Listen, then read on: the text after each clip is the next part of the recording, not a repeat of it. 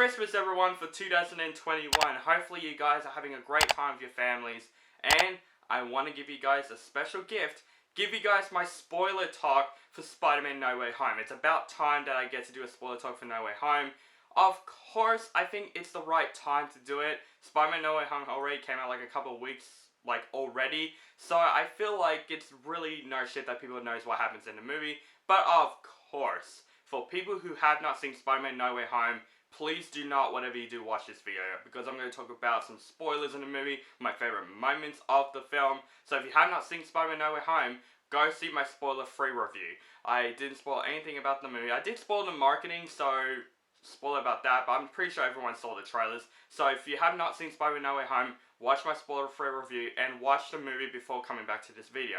So I'm warning you guys, spoiler alert, even though there are some spoilers that are already leaked. Stupid freaking internet. But yeah, spoiler warning, I'm going to talk about moments from Spider-Man No Way Home, so you've been warned. And by the way, hopefully you guys like my Arc Reactor t-shirt I just got for Christmas. I just love this t-shirt so much. This t-shirt is so badass, so I decided to wear that in this video. So, spoiler talk for No Way Home. This is absolutely one of my favorite comic book movies of the year. I saw this movie twice. This movie still blew me away. So, I'm not going to talk about the movie like beat by beat. I'm just going to talk about some of my favorite moments in the film and the moments that honestly blew me away and made this movie the best comic book film of the year. I just want to start talking about the cameos in the film because, my god, Charlie Cox's Daredevil is in this movie, which is a rumor that a lot of people are saying, oh, Charlie Cox might be in this movie because you see him maybe slamming the paper on the table, which that is not him, by the way, but he is in this film, who plays Peter's lawyer in the film. Just what a cool cameo. Charlie Cox is just so great. It's good to see him back as Matt Murdock / Daredevil.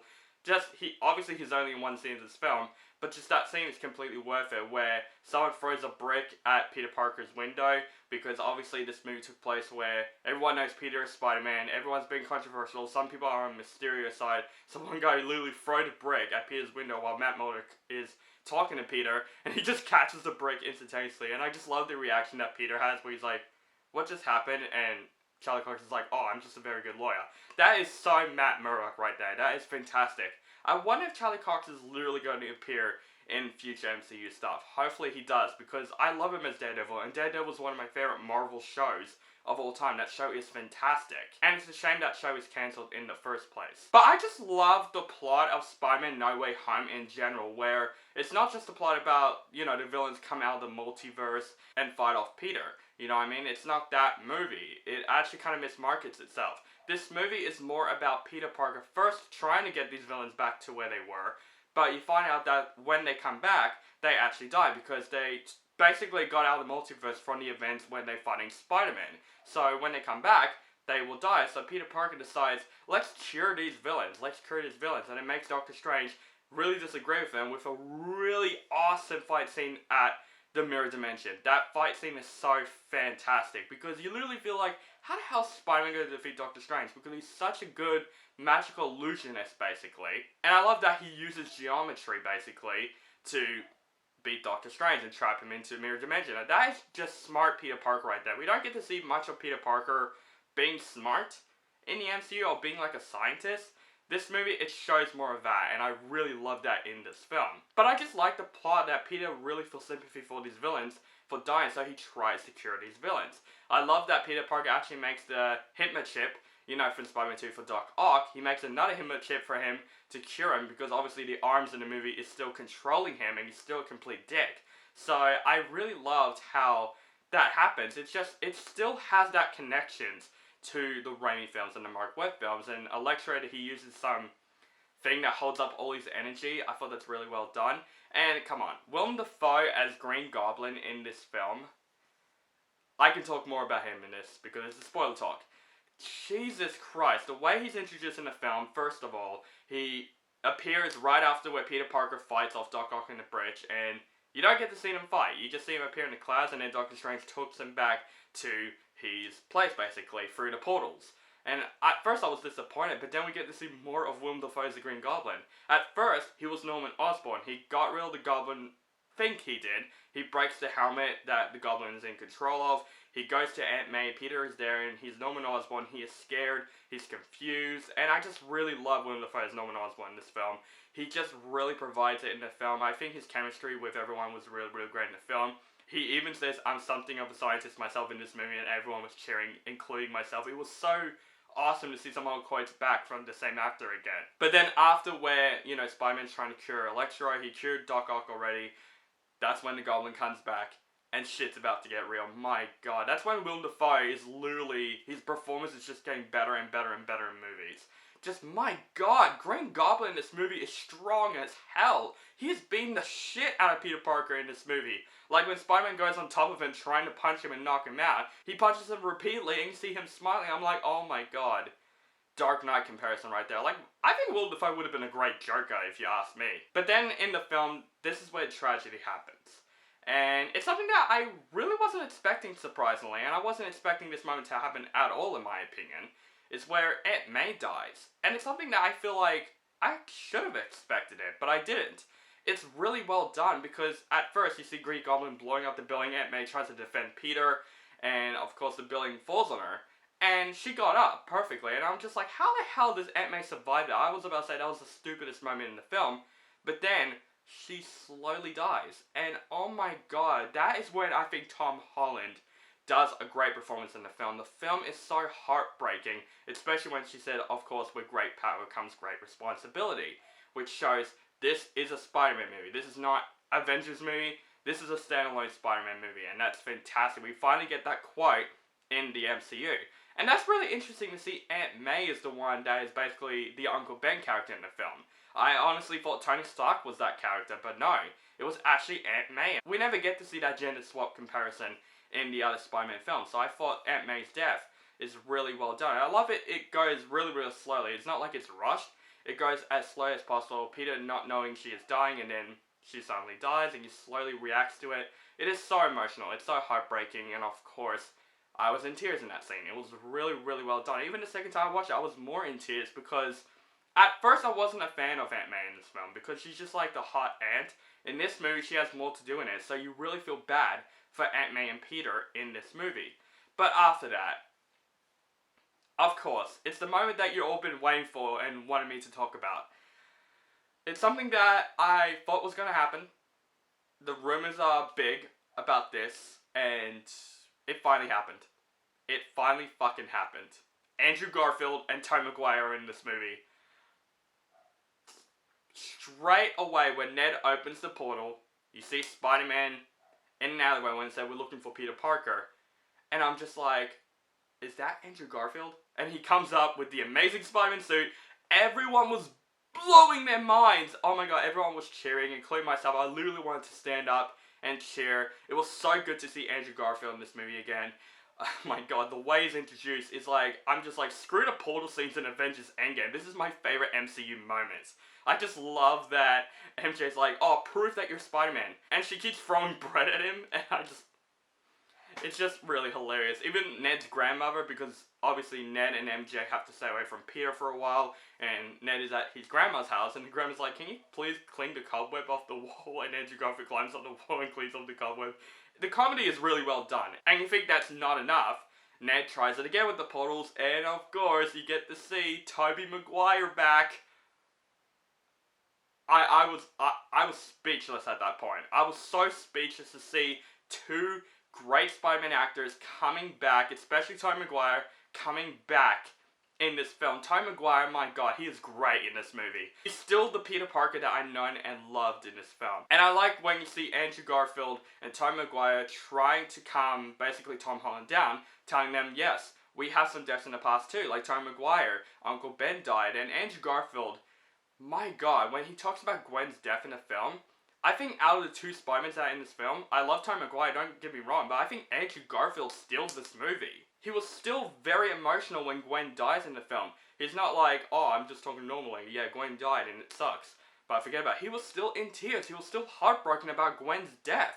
Even there's a moment in the film where he's like, oh, you guys fought aliens and all those villains, all I fought is a guy in a rhino suit, I'm not that great. And Tobey Maguire's like, you are amazing. Andrew Garfield is still doubting about himself as Spider-Man, and I just love that in this film. And what's really cool about this film is, like, Tobey Maguire and Andrew Garfield aren't in this film to say, oh, we're going to help you fight Peter at the very final act of the film and then we'll leave. There actually are supporting characters in the film. They were helping Peter find the cures for the villains in the film. I just love that. They make them characters in this film. They're not just cameos. That is really great in the film, and all three of them have such an excellent chemistry with one another.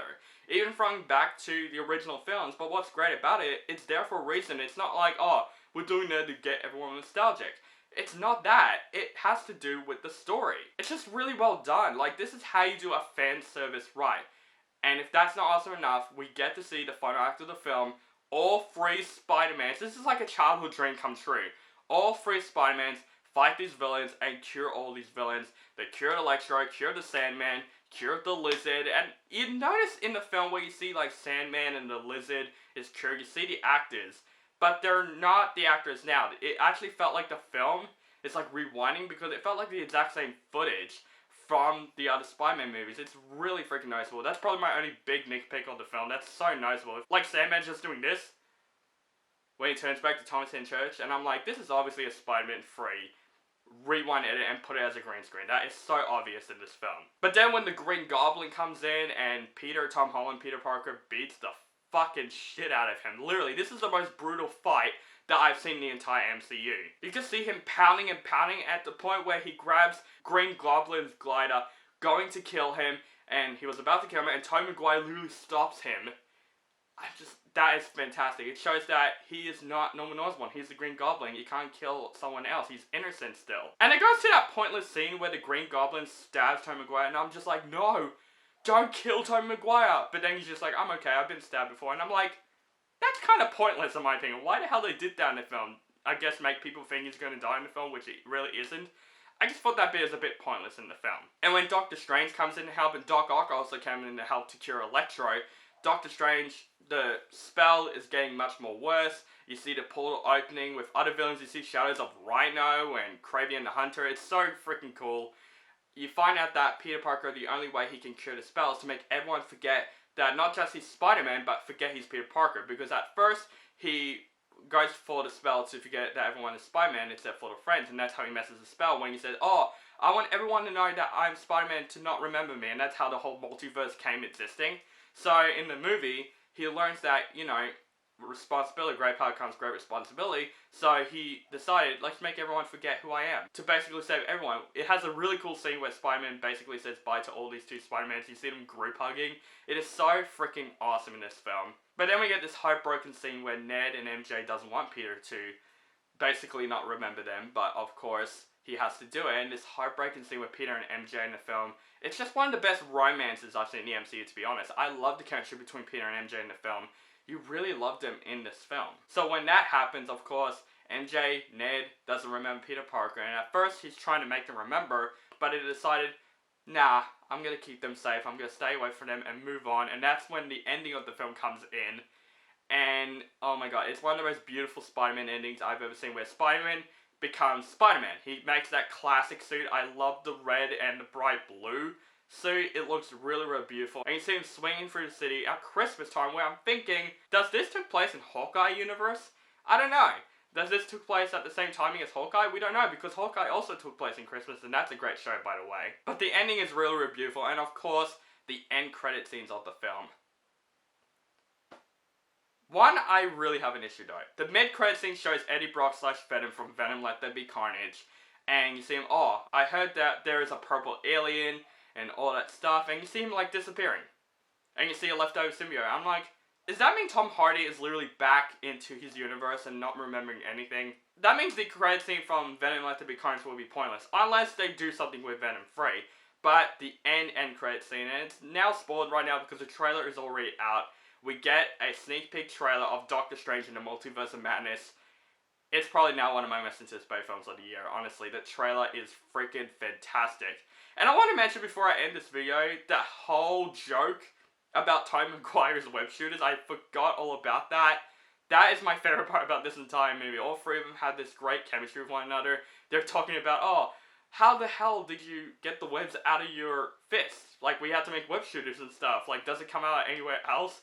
That's the thing, I was literally cracking up so hard, because I did question that as well, like, why didn't Andrew Garfield and Tom Holland have the same powers as Tobey Maguire did? It just shows that it knows it's silly, but they made it work and funny in this movie. It's a bit that I was expecting, they even pointed at each other like the 60s film. It's just, this film is fucking amazing. I love Spider-Man No Way Home, guys. This is one of my favorite films of the year with another film. It's going to be definitely a draw with these two movies, honestly. It's a big draw, but you'll find out on my top 10 best movies of the year. So thank you guys so much for watching. I love Spider-Man No Way Home. What do you think of this film, and what's your favourite moment from the film? Let me know in the comments below. Make sure you guys follow me on social media links down below: Facebook, Stardust, Instagram, Twitter, and Letterboxd. Keep contact with me. This is my spoiler review for No Way Home. Thank you guys so much for watching, and have a nice day.